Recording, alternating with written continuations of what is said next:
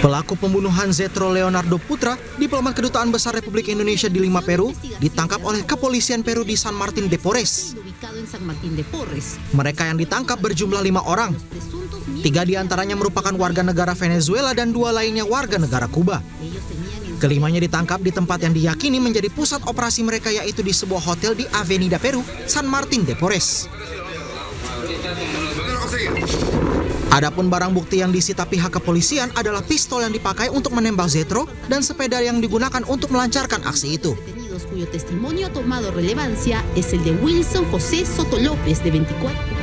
Zetro sendiri baru 5 bulan bertugas di Peru sebelum tewas ditembak. Jenazah Zetro sendiri sudah dibawa pulang dan dimakamkan di tempat pemakaman umum Sari Mulia, Kota Tangerang Selatan, Banten, menandai berakhirnya perjalanan Zetro yang gugur saat menjalankan tugas negara di luar negeri. ¿Ah? Te dejo de bloqueo. ¿De quién es arma? ¿Ah? Efectivos de la División de Investigación. Pemirsa, Wahana Lingkungan Hidup minta pemerintah tegas menghentikan pembangunan pagar beton di Laut Cilincing, Jakarta Utara, karena pengkaplingan laut membatasi hak dan akses masyarakat. Apapun alasan PT Karya Citra Nusantara sebagai pihak yang mengklaim bertanggung jawab atas pembangunan pagar laut dengan beton, jelas ini adalah upaya pengkaplingan ruang laut yang dampaknya bukan hanya pada lingkungan hidup, termasuk juga pembatasan akses terhadap masyarakat, khususnya nelayan pantai utara Jakarta. Pemerintah juga jangan mau dibodohi oleh PT KCN, maka pemerintah baik pusat dan Pemprov DKI Jakarta harus mengambil sikap tegas karena ini sangat bertentangan dengan upaya pemulihan Teluk Jakarta. Jika tidak, ini akan menjadi presiden buruk, yakni ancaman yang sama dengan wilayah lainnya, atau akan menjadi contoh buruk di wilayah lainnya di Teluk Jakarta. Pemerintah juga harus mengambil sikap tegas, yakni menghentikan seluruh proses dan aktivitas PT KCN dan melakukan investigasi menyeluruh kenapa proses pembangunan. PT Karya Citra Nusantara merespon proyek pagar laut Cilincing yang viral. Pihaknya menyebut pagar laut beton adalah bagian dari pembangunan proyek pelabuhan milik pemerintah.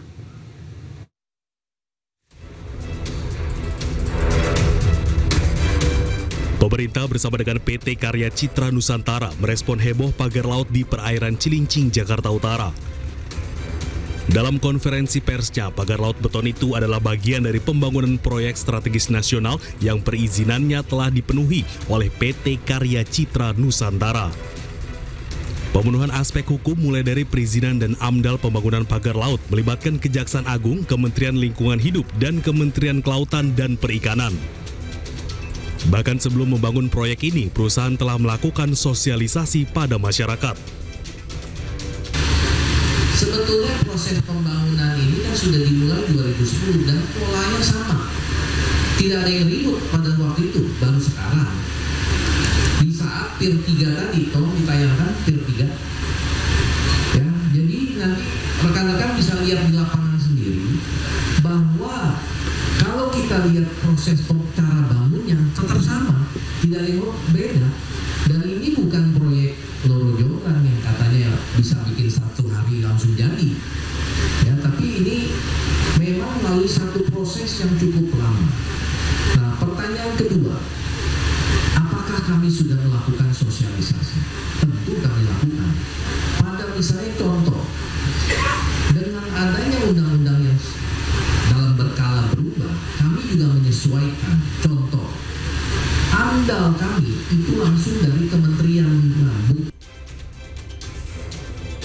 Proyek yang dibangun di perairan Cilincing ini adalah bagian dari proyek strategis nasional yang mulai dibangun pada tahun 2010. PT Karya Citra Nusantara sebagai badan usaha yang mengoperasikan pelabuhan dan proyek pagar laut beton telah menyelesaikan seluruh perizinannya.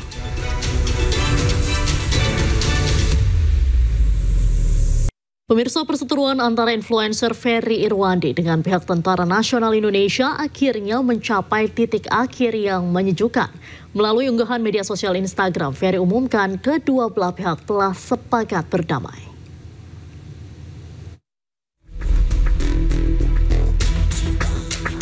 Sabtu sore, influencer Ferry Irwandi menggugah update di media sosial Instagram terkait perseteruan dirinya dengan TNI. Dalam unggahan tersebut, Ferry menjelaskan pihak Tentara Nasional Indonesia sudah meminta maaf atas situasi yang terjadi dan dihadapi oleh Ferry. Begitu juga sebaliknya, di mana Ferry yang sudah meminta maaf atas situasi yang terjadi pada tubuh TNI saat ini. Selain itu, Ferry Irwandi juga menegaskan, kedepannya sudah tidak ada lanjutan hukum apapun terhadap dirinya.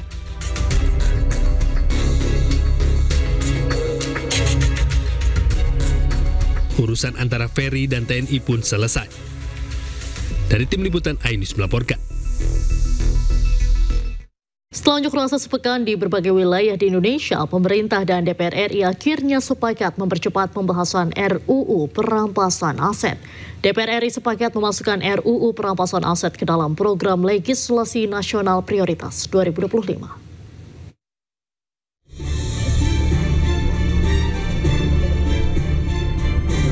Setelah unjuk rasa di berbagai wilayah di Indonesia dan munculnya tuntutan 17+8, pemerintah dan Badan Legislasi DPR sepakat memasukkan rancangan Undang-Undang Perampasan Aset ke dalam program legislasi nasional atau Prolegnas 2025. Menteri Hukum RI Supratman Andi Aktas pun mendukung langkah balik DPR untuk membahas RUU ini. Bahwa insya Allah dalam evaluasi prolegnas yang akan datang, maksudnya sekarang ini itu sudah disepakati akan diinisiasi oleh DPR. Karena itu dari awal juga memang DPR ingin menginisiasi itu, sehingga pemerintah tinggal menunggu hasil penyusunannya, kemudian nanti dikirim, Presiden akan menerbitkan Supres. Sementara Ketua Balik DPR Bob Hasan memastikan pembahasan RUU perampasan aset akan mengedepankan partisipasi publik.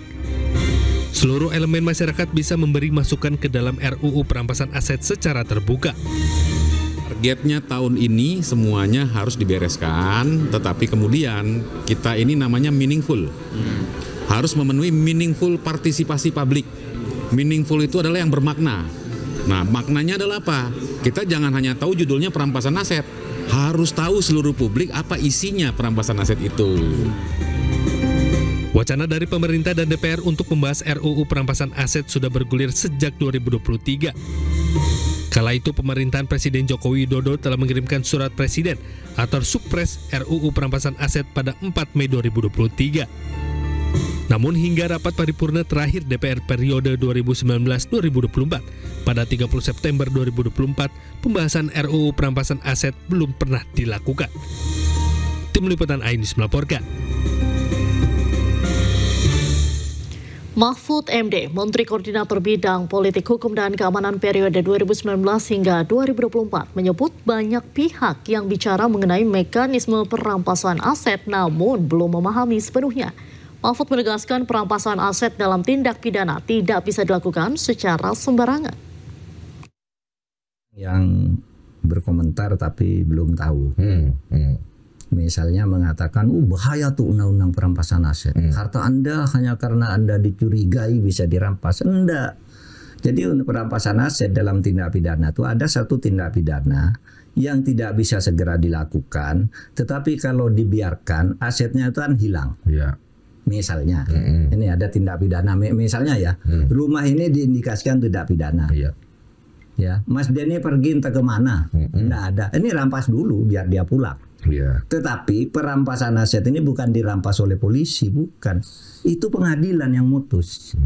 Jadi gini, saya penyidik, saya punya itu rumah tuh perlu dirampas tuh, ada dugaan korupsi itu. Amanin dulu lah. Iya. Lalu dia minta ke Kejaksaan Agung agar Kejaksaan Agung minta ketua pengadilan merampas aset ini. Oh, harus lewat situ. Iya, nggak bisa langsung dirampas gitu. Nah, pidananya ya tersangkanya dicari gitu. Beriringan. Iya, beriringan. Tapi ini sudah aman karena harta yang begini banyak. Jadi ada tindak pidana, orangnya belum ketemu, hartanya udah dibagi-bagi. Udah bersertifikat sebelum ini tertangkap. Loh, kok bisa begitu?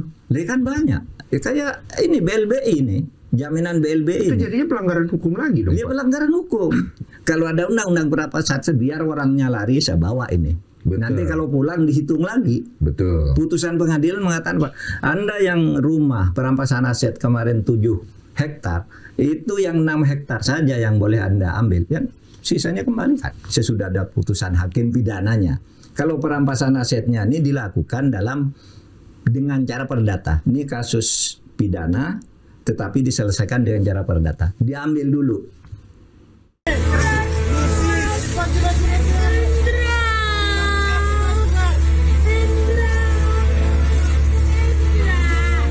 Sebuah mobil minibus di Jalan Terusan Mas, Kecamatan Tembilahan, Kabupaten Indragiri Hilir Riau terbakar. 2 penumpang mobil berhasil diselamatkan, pengendara lain namun keduanya mengalami luka bakar hingga 75%. Korban langsung dievakuasi warga ke Rumah Sakit Puri Husada Tembilahan. Menurut keterangan warga, sebelum mobil terbakar, mobil mengeluarkan suara ledakan dan langsung terbakar. Melihat kobaran api membakar mobil itu, pengendara yang melintas langsung menghubungi mobil pemadam kebakaran, namun karena api cepat membesar, seluruh badan mobil hangus terbakar. Ya, sementara ini masih dilakukan upaya penyelidikan intensif oleh Satreskrim Polres Indragiri Hilir. Jadi mohon bersabar, mungkin rekan-rekan dari wartawan, sementara masih dilakukan pendalaman terkait penyebabnya. Hingga kini kedua korban masih menjalani perawatan medis di rumah sakit akibat luka bakar serius di beberapa bagian tubuhnya. Sementara kasus terbakarnya minibus tersebut masih dalam penyelidikan polisi dari Polres Indragiri Hilir. Dari Kabupaten Indragiri Hilir Riau, Diki Kurniawan Anyus melaporkan.